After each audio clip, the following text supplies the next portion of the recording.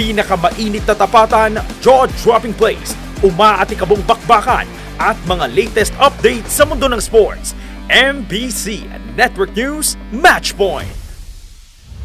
Sa mundo ng pole vault, isang strong performance ang ipinamalas ng Filipino pole vaulter na si EJ Obiena sa katatapos lang na ISTAF Berlin, kung saan nasungkit nitong isang bounce-back gold win.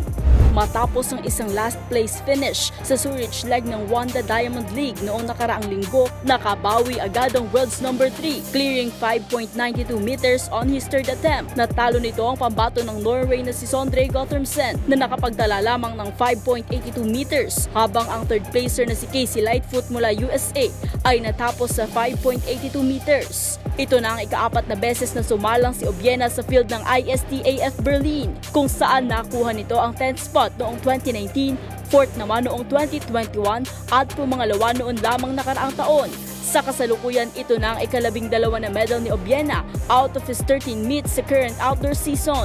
Samantala sa mundo ng basketball, magsisimula na mamaya ang paghaharap ng 8 basketball teams para sa quarter-final round ng 2023 FIBA World Cup. Matapos ang matinding salaan sa group phase ng torneo, unti-unti nang lumalapit ang mga bansang Lithuania, Serbia, Italy, USA, Germany, Latvia, Canada at Slovenia sa inaasam na kampyonato at mahawakan ang prestihiyosong Naismith Trophy. Sisimulan ng Lithuania at Serbia ang laban mamayang 4:45 ng hapon. Nasusundan naman ang paghaharap ng Italy at USA 8:40 ng gabi. Bukas, makakalaban naman ng Germany ang Latvia sa first game, 4:45 din ng hapon, habang susundan naman ito ng tapatang Canada at Slovenia, 8:30 ng gabi.